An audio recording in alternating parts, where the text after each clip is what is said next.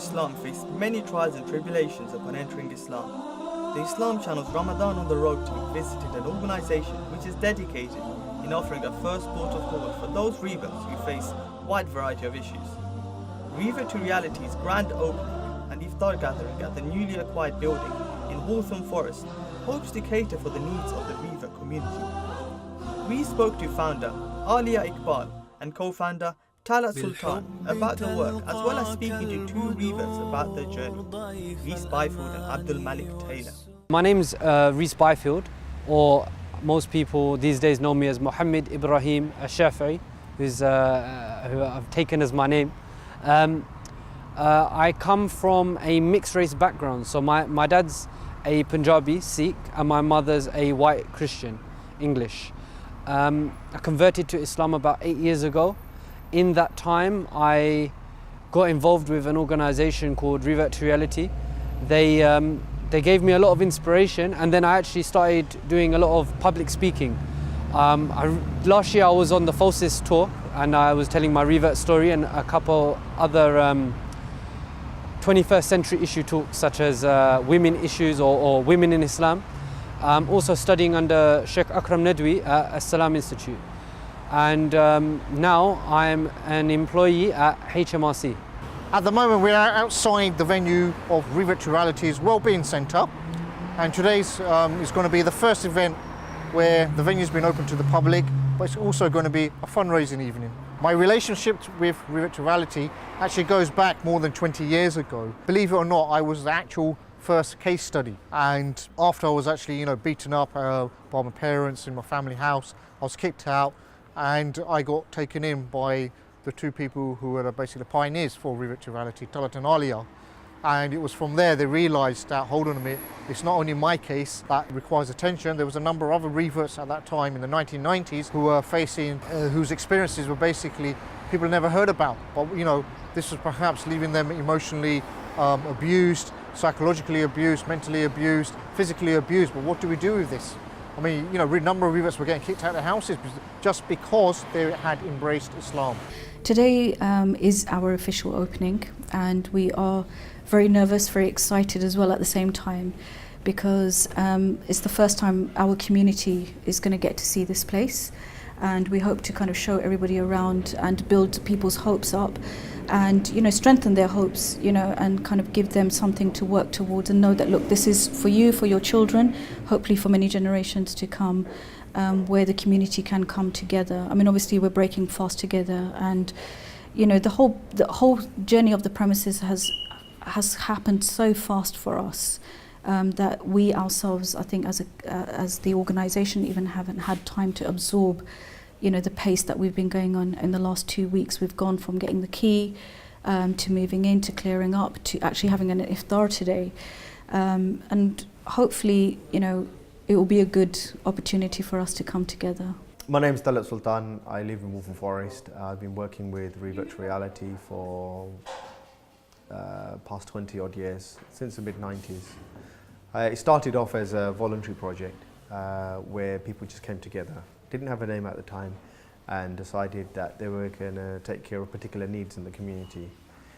Some were social needs, some were for learning Islam, and a place to get together. So early on it started off with a study circle which my wife started at her mum's house. From there we moved on and had various venues, and then we had a small centre, backstreet location. And through the years, early on we realised the need for new Muslim services.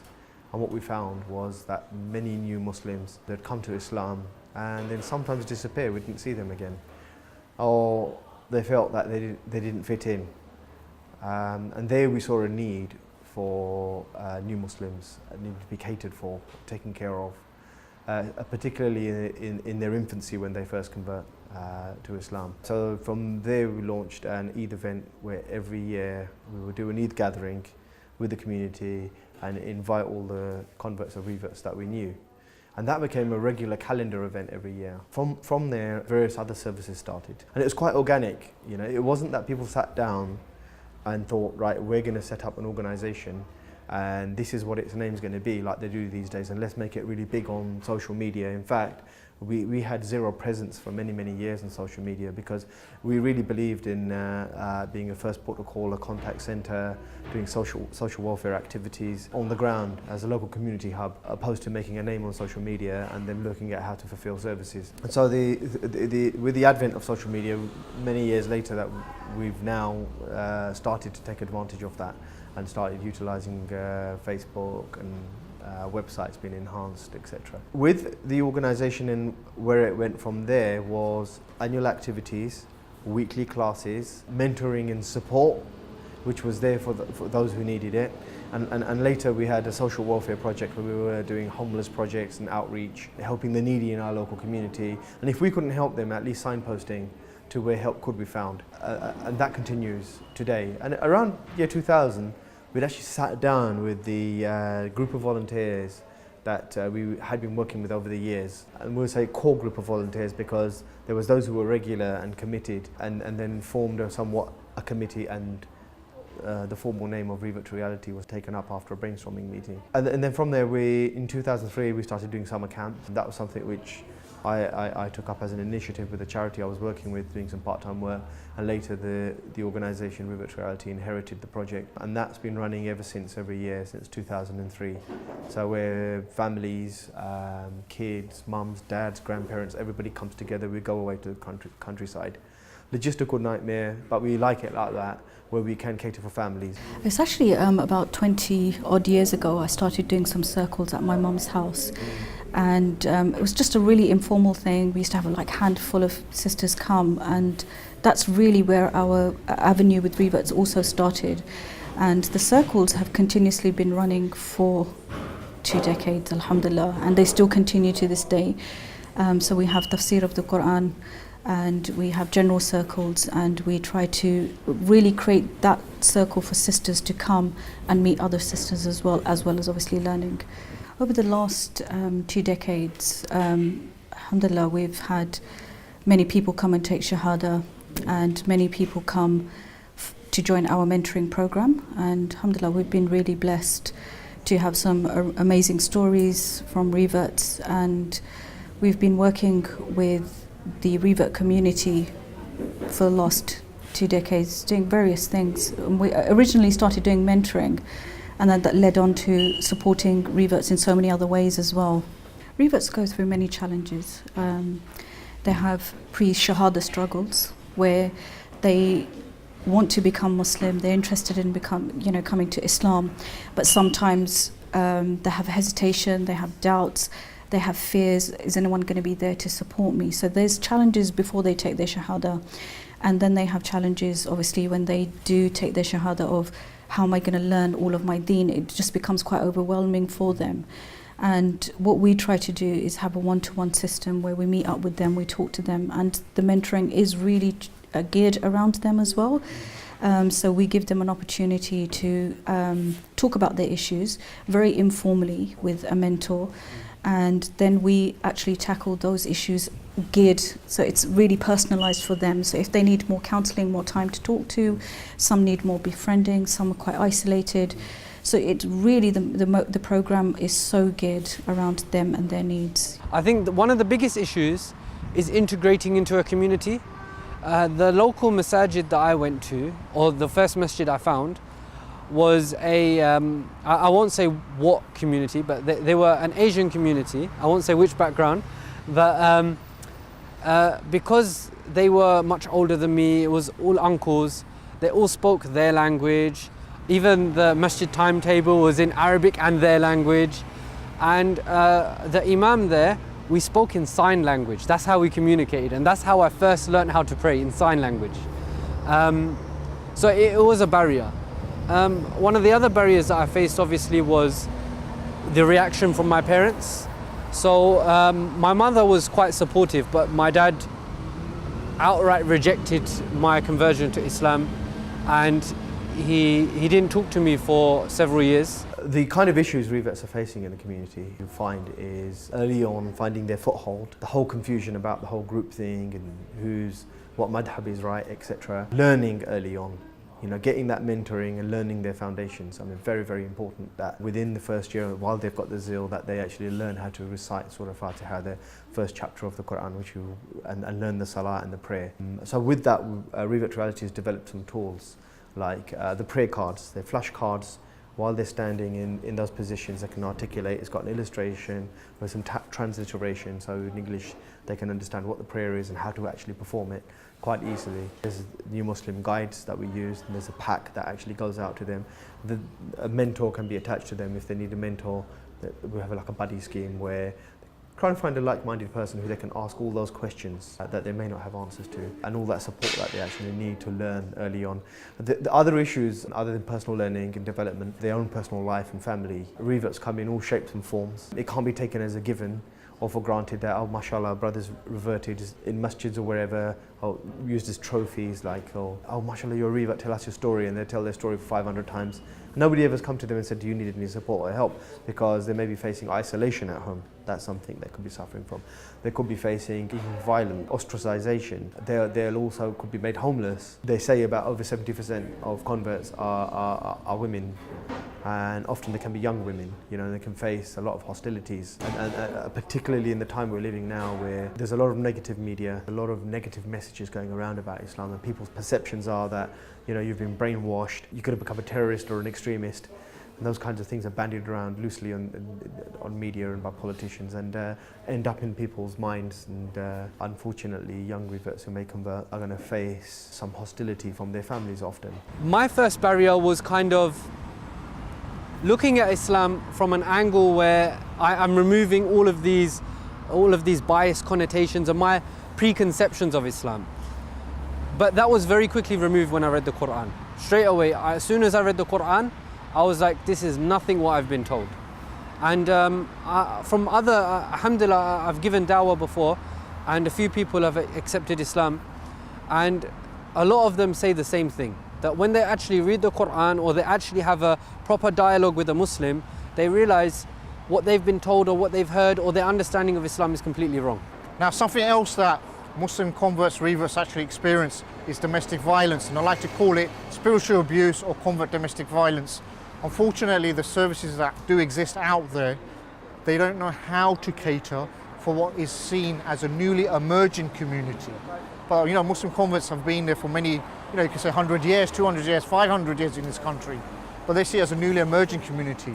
But how do you actually help somebody who's been beaten up by their parents, been kicked out of the house, they've experienced emotional abuse, psychological abuse? This is not really understood. And having like a Revert2Reality, having their mentorship is helpful to address these issues. Something that I believe like different communities up and down the country can do to actually assist reverts is establishing their own localities. I mean, we're in London at the moment, so each borough could actually have a revert organisation similar to Revert2Reality to address the needs of those reverts that live on their borough. Because it's very vital they get close connections to the localities they live on. And I believe, unfortunately, that these organisations have to be independent of the masajid, independent of the mosque. Now, that's quite shocking. People might say why I say that. And I say it purely because the mosque have been set up as places of worship. I may Allah reward them for it. But what we have is the needs of the Muslim converts, reverts, sometimes just can't get addressed by mosque management. They don't know what to do. They don't perhaps understand the lifestyle the persons came from. They don't understand, like, for example, if you need help, would it be seen as backbiting if you address your issues, like in counselling? Some people think this way. They think if I talk about my personal issues, it's haram, it's backbiting, and we shouldn't be doing this. But they don't seem to realise, as opposed to a born Muslim who has the family network around them, they can speak, but that's not seen as like, haram, backbiting, anything like that. But if you're a revert, who do you go to? If you go to the mosque management, are they going to fully understand? Are they able to address your needs? So what happens if you need zakat? What happens if you've got other welfare needs of no accommodation? Can a mosque help you? Let's be real here. Honestly, let's be real. A mosque can't. They may direct you to other locations, other places where people can help you out. But in all honesty, we need similar organisations in each locality. We mainly mentor and support new Muslims through counselling and providing the tawfiq to be able to teach them the wudu, the salah, get them to engage into the wider community, get them to engage with other people as well. So really trying to get them to network and come into our community. It really goes hand in hand where we'll recognise those issues and problems. We have some reverts who work with us as well, so they better understand. Trying to work with,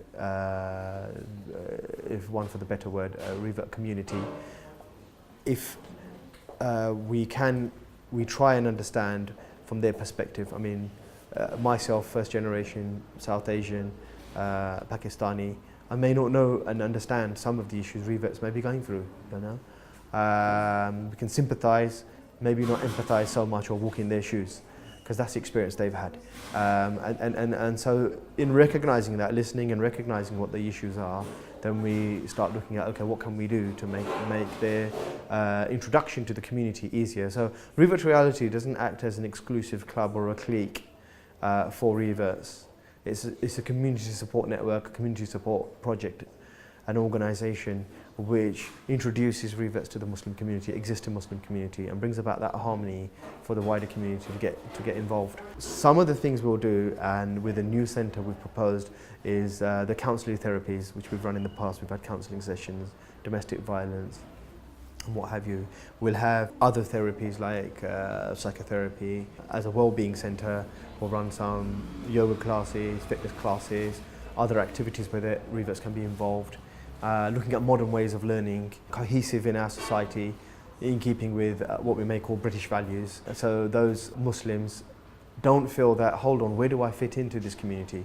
And this is something which people may not understand, because you can walk into a Pakistani cultural mosque, Arab cultural mosque, Bangladeshi cultural mosque, Indonesian cultural mosque, and think, right, you know, where do I fit in over here? You know, I'm not quite taking to the cuisine, not understanding the culture. Well, am I going to be able to get married as a Muslim? Are the uncles going to give their daughters hand in marriage to me? So these are challenges that we have to overcome. There can be isolation issues. Reverts come with their own problems and baggage. Often it's not that, the issue is with Islam. The issue may be with the individual. He may have had problems before with socialising and isolation, etc. And bullying, and these are issues we would want to address. And if we're there as a listening service, as a support service, then we can better serve our community and the reverts. Being a Muslim now for 25 years plus, I mean, some of the experience stuff I know about from speaking to other reverts as well, is that they face, the number one concern is isolation. They, you know, perhaps get kicked out of houses, or in the experience like convert domestic violence, they believe they don't have nobody to turn to. They think that it's themselves who are only experiencing that experience, that time that they're going through. So Revert2Reality has in the last year become a registered charity. Beyond that, for 18 odd years it's been running as a voluntary support group project. So it's now a registered charity, and they've now looked at the vision and scope where the project's going to grow. So we used to have a small centre in converted garages into offices in the past, and now it's taken up premises, taken a long lease on large premises on a main road, on Leabridge Road. The idea is to establish a wellbeing centre that provides some holistic services for revert Muslims, new Muslims, and services for the Muslim community, for the community to come together here as a hub and look at how we can do in bettering our community. We aim to make it a central information hub, a place where people from the community, everyone can come talk to us about Islam, engage with us, and we hope that reverts can make this a second home and they can feel comfortable. We hope to have coffee nights for the brothers. We hope to have, you know, lots of community activities for all age groups, and also to make it a place where people know that they can have trust, that they can come and talk to us. The counselling is exceptionally important. It's one of the big facets that we're going to be looking at, and it's one of those areas that we've been really eager to work on and improve. We hope to have meditation. We want to do some yoga. We want to do some therapy, art therapy. We have Quran therapy. So we want to kind of add a very important spiritual balance to the learning that we've been going through over the last few years, because it's really important for people to find tranquility and to find that true peace, what Islam is supposed to be teaching, and Islam is, the essence of it is peace, and we really, really want to be able to bring that to our community and be able to say, listen, you can find that space here. We've had a lot of hurdles, let's not even deny that. Going from, starting off with the circles, I think we've located the circles at least 12, 13 times. We've gone from venue to venue, and we're so indebted to our community and the sisters that have been attending the circles. Wherever I've traipsed, they've kind of traipsed with me as well. And trying to find a really good location, trying to find something suitable, something practical for sisters, it's just been so difficult. And I pray to Allah that Allah subhanahu wa ta'ala gives us the tawfiq, the ability and the success in this new premises, because it's a massive undertaking on our part. But I just pray that it brings us together as well, because we do have a fantastic community, and we really do need that support to keep running, to keep serving as well. My Ramadan, alhamdulillah, it's been good this year. Been working, so that's the challenge of a long fast and work. But fortunately, because I work for a Muslim organisation, we had the option of starting 12 p.m. and finishing work at 7 p.m. So I've been working 12 to 7, so I can't really complain.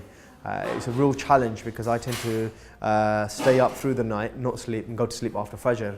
After 3 a.m. in the morning after prayed Fajr. So that's been a real challenge, but alhamdulillah, it's been good. One of the things personally I've been watching is my diet. Sugary and oily things. I've kept those to a minimal. I won't say I've completely cut them out, and that's really helped. Keeping me active and on my feet through the days, and ensuring having nutrient-rich foods. My gosh, it's been the toughest Ramadan, no doubt. Really, really tough. For the last 5 years, I've been a foster carer, and I haven't really had a Ramadan to myself. When you're a foster carer, you have to put a lot of time into the children, etc. And I've really was looking forward to having this time to myself this year, and I thought, okay, we'll take some time out, because I've taken a break from the fostering at the moment. And subhanallah, before we knew it, a week before Ramadan, this place came, and within 10 days we had the keys in our hand, and that's how things moved. And then we were like, that's it, Ramadan's gone. To be someone who is trying to manage this place and have a vision for this place, and to balance my Ramadan, it's been really hard, I'll be honest with you, because constantly I have to keep reminding myself that it is Ramadan and I am fasting, and I need to keep my spiritual level as high as possible. We try to make adhkar. I was saying to the volunteers as we were setting up today, I was saying, listen, make dhikr, whenever you remember, make dhikr, guys. We need to make istighfar, and that's really all that we have been trying to do. But it's been a tough Ramadan for me, I'll be honest, so far. I pray to Allah that He gives me the last 10 nights of some tranquility after this event, inshallah. Alhamdulillah, I would say this is my best Ramadan. It's funny, it's been my hardest Ramadan, but it's been my best one. Previous Ramadans I've been really busy. So last year I was working with a charity, and I was doing masjid collections, I was all over the UK. So, my Ramadan was in some ways ruined.